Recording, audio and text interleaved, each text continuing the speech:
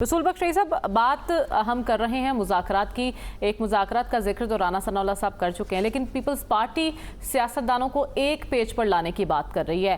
اگر حکومت نے انیشیٹو لیا ایک معاملے پر، تو کیا آپ کو نہیں لگتا کہ اس معاملے پر بھی حکومت کو انیشیٹو لینے کی ضرورت ہے؟ میرے خیال میں یہ تو حکومت کی ذمہ داری ہے کہ وہ کچھ اس بارے میں قدم اٹھائے، لیکن آخر رانا ثناء اللہ صاحب اور پاکستان پیپلز پارٹی کے رہنما کیوں باتیں کر رہے ہیں؟ اس لیے کہ میڈیا میں کوئی ایسا شو نہیں جس میں کہ مفاہمت کے بارے میں بات نہ کی گئی ہو، ایک سے زیادہ پروگرام نہ کیے گئے ہوں. اور آپ کے اس پروگرام میں ہم کئی مرتبہ اس بارے میں بات کر چکے ہیں کہ استحکام اس وقت تک پیدا نہیں ہوگا جب تک کہ سیاستدانوں میں مفاہمت نہیں ہوتی، اور پھر معاشی ترقی کا انحصار استحکام پہ ہے. یہ باتیں ہمارا سول معاشرہ کر رہا ہے، یہ باتیں ہر سیمینار اور کانفرنس میں ہو رہی ہیں، اور یہ باتیں ہمارے دوست ممالک بھی کر رہے ہیں کہ پہلے اپنے گھر کے اندر کے معاملات ٹھیک کرو، پھر اس کے بعد دیکھو کہ باہر کی دنیا آپ کی مدد کس حد تک کر سکتی ہے. کہ اپنی مدد خود تو کرو، کہ اپنے حالات کو تو بہتر کرو. اور میرا خیال یہ ہے کہ دباؤ ہے حکومت پر بھی اور اس کی اتحادی جماعتوں پر بھی، تمام جماعتوں پہ اور اسٹیبلشمنٹ پر بھی، ہر طرف سے دباؤ ہے. تو یہ ایک کہ خوش آئند بات ہے کہ بات تو ہو رہی ہے، لیکن ان سے کم از کم پوچھا تو جائے کہ پچھلے 2-3 سال میں جب ایک پارٹی کو مطلوب کیا جا رہا تھا، متون کیا جا رہا تھا، ان کو لوگوں کے ساتھ جو کچھ ہوا ہے آپ کے سامنے ہے، تو پاکستان پیپلز پارٹی کی قیادت کہاں تھی؟ ان کے بیانات کیا ہیں؟ ابھی تک تو جو بیانات ہم سنتے ہیں بلاول زرداری بھٹو صاحب کے اور مسلم لیگ نون کے رہنماؤں کے، وہ یہ ہے کہ جی 9 مئی کے واقعات، 9 مئی کے واقعات، 9 مئی کے مجرم، 9 مئی کے مجرم. تو یہ اس طرح سے مفاہمت نہیں ہوتی. تو اچھی بات ہے، دباؤ ہے، لیکن ذمہ داری کس کی ہے؟ ذمہ داری وزیر اعظم میاں شہباز شریف صاحب کی ہے. کیا وہ اپنی ذمہ داری نبھا رہے ہیں یا نہیں؟ بعض اوقات ہوتا یہ ہے کہ اعلانات نہیں کیا جا سکتے. ہو سکتا ہے کہ اندر ان کی بات ہو رہی ہو، لیکن شک اور شبہ تو موجود ہے کہ اگر ابھی تک کوئی بات نہیں کی تو آج وہ کیوں بات کریں گے؟ تاریخ پاکستان پیپلز پارٹی سے نہیں پوچھے گی، عمران خان سے نہیں پوچھے گی، کسی اور سے نہیں پوچھے گی، حکومت وقت سے پوچھے گی کہ آپ نے جو پرانے زخم ہیں ان کو ختم کرنے کے لیے کیا اقدامات کیے ہیں. پیپلز پارٹی بھی تو حکومت کا ہی حصہ ہے نا، ختم کیے، ان کے اوپر مرہم پٹی کیے یا نہیں کیے؟ جی بات آپ کی مجھے سمجھ میں نہیں آئی. جی آپ یہ کہہ رہے ہیں نا کہ تاریخ صرف حکومت سے پوچھے گی، تو پیپلز پارٹی بھی اسی حکومت کا حصہ ہے، ان سے سوال کیوں نہیں کیا جائے گا؟ بالکل ان سے کیا جائے گا، یہ تو حصہ ہے، اتحادی ہیں. لیکن اس وقت وزیر اعظم کوئی پاکستان پیپلز پارٹی کا رہنما نہیں بلکہ مسلم لیگ نون کے رہنما ہے. اور یہاں پہ میرا خیال ہے کہ جو ایک بہت بڑا سوالیہ نشان ہے اور سوال بنتا ہے وہ میاں نواز شریف صاحب کی قیادت پر ہے. میرا اپنا خیال یہ تھا کہ میاں صاحب کو یہ کردار خود ادا کرنا چاہیے کہ اب وہ سربراہی جماعت کے بننے جا رہے ہیں صدر، اور ان کی وجہ سے مسلم لیگ نون ہے، اور ان کی وجہ سے مسلم لیگ نون کی حکومت ہے اور شہباز شریف وزیر اعظم صاحب ہیں. تو وہ کیوں خاموش ہیں مفاہمت کے بارے میں؟ وہ کیوں قدم آگے نہیں بڑھاتے؟ تو ظاہر ہے کہ ان کے لیے بھی سوال بنتا ہے.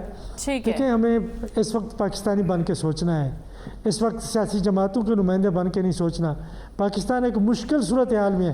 اس بات کا اگر ادراک ہو جائے کسی کو کہ ہم کس بحران سے گزر رہے ہیں، کہ دنیا آگے جا رہی ہے، ہم پیچھے جا رہے ہیں، اگر سیاستدانوں کے بیانات سن لے جائے تو اس سے اندازہ یہی ہوتا ہے کہ ان کو ادراک ہو چکا ہے. رسول بخش رئی صاحب، کہ عوام کو بے وقوف بنانے کی کوشش کی جا رہی ہے کفایت شعاری مہم کا لالی پاپ دے کر؟ اور کیا ہے، بے وقوف بنانے کے علاوہ ان کو اور کون سا فن آتا ہے؟ کہ وزیر اعظم صاحب کو یہ بتانے کی ضرورت ہے کہ امریکہ جو دنیا کی ایک بہت بڑی طاقت ہے، سب سے بڑی طاقت ہے، اس کی 15 یا 16 وزارتیں ہیں. تو 15-16 وزارتوں کے ساتھ وہ ساری دنیا کے اوپر حکومت کر رہے ہیں. اور آپ کی پنجاب کی کتنا وزارتیں ہیں، اور آپ کے محکمے کتنا ہے، آپ کے وفاق میں کتنا وزارتیں ہیں؟ اگر آپ سنجیدہ ہیں اس ملک کے لیے تو سوچیں کہ باقی ملک کس طرح سے اپنی نوکرشاہی کو چلاتے ہیں. کیا ان کو سرکاری گھر دیتے ہیں؟ کیا ان کو سرکاری گاڑیاں سب قسم کے ہر قسم کے افسر کو ملتی ہیں؟ کیا نوکر ملتے ہیں؟ یہ جو کالونیل سسٹم تھا ہماری بیوروکریسی کا، اس کو بالکل سکہ بند طریقے سے بالکل اسی طریقے سے چلا رہی ہیں. وہی گھر ہیں 2 ایکڑ والے 1 ایکڑ والے کسی ضلع میں چلے جائیں، وہی نوکر ہیں، وہی گاڑیاں ہیں، وہی ٹھاٹ باٹ ہے. یہ دیکھیں ایک پوسٹ کالونیل اسٹیٹ میں، ایک قومی ریاست میں یہ اتنا وزارتیں نہیں ہو سکتی. میاں صاحب نے کیوں بنائی ہوئی ہیں؟ اور ایک ان کا طریقہ دیکھیں کہ یہ جب وزیر اعلیٰ صاحب تھے اور اب وزیر اعظم ہیں ماشاءاللہ، کہ اگر سرکاری ادارے صحیح طریقے سے کام نہیں کر رہے تو ایک واٹر کمپنی بنا لو، یہ فلاں کمپنی بنا دو. کمپنیاں بنانا شروع کر دی کہ بیوروکریسی سے بندے اٹھا کے ان کو آپ بھاری بھرکم تنخواہیں دے رہے ہیں کہ کمپنی چلاؤ. اور کمپنی کی کہانیاں بہت لمبی چوڑی ہیں. پھر ایک اور آ گیا ہے کہ جی اب مثلاً کہ اسپیشل انویسٹمنٹ کونسل، اچھی بات ہے چلا کہ اس میں سب لوگ شامل ہیں. اس کا مطلب کیا یہ آپ کو سمجھ نہیں آتا کہ جو آپ کی معمول کی نوکرشاہی ہے یا بیوروکریسی ہے جس کا کام ملک کے اندر انویسٹمنٹ کے لیے ماحول پیدا کرنا ہے، قانون بنانا ہے، سب کچھ کرنا ہے، سفارشات بیان کر کے اور اعلانات کر کے ان کا آپ تو عوام کے زخموں پر نمک چھڑک رہے ہیں. رسول بخش صاحب، کیا پرائز کنٹرول کمیٹیوں کو کنٹرول کرنا بہت مشکل ہے؟ دنیا میں کوئی ایسا ملک نہیں جو انتظامی امور اس طرح سے چلاتا ہو کہ انتظامی طریقے سے کبھی بھی پرائز کنٹرول کسی بھی ملک میں نہیں ہوتی. اصل مسئلہ کچھ اور ہے کہ آپ کی زمین اتنا ہی ہے جتنا پاکستان بننے کے وقت تھی. 3 کروڑ 50 لاکھ آبادی تھی، آج آپ کی آبادی 24 کروڑ ہے. پانی کم ہو رہا ہے. اگر آبادی بڑھے گی تو کھانے کے لیے تو زیادہ لوگ ہوں گے. کتنا آپ پیدا کر سکتے ہیں؟ آپ کی آبادی اگر امریکہ کے برابر ہے یہ جو پروجیکٹ کی جا رہی ہے اگلے 30 سال پہ، اس طرف تو آپ آتے نہیں کہ پھر کتنا آپ سبزی پیدا کر سکتے ہیں، کتنا فروٹ، کتنا مرغیاں کہ غریب آدمی بھی کھا سکے. تو ظاہر ہے جن لوگوں کے پاس پیسے ہوں گے وہی وہ خرید کر سکیں گے. یہ جو انتظامی طریقے سے کہ مارکیٹ کو کنٹرول کرنا دنیا میں کہیں نہیں ہوتا، یہ ناکام تجربہ ہے. آپ ایک کام کر سکتے ہیں کہ جہاں پہ کارٹل ہو رہے ہیں، جہاں پہ مناپلیز پیدا ہو رہی ہیں، اس کے لیے قانون بنائیں، ان کو توڑیں. اور یہ حکومت کی ذمہ داری ہے. آپ جو مارکیٹ ہے، خصوصی طور پہ جو سبز منڈیاں ہیں، وہاں پہ آپ اصلاحات لیں کہ وہاں پہ پورا مافیا بیٹھا ہوا ہے، وہاں پہ کنٹرول ہوتا ہے.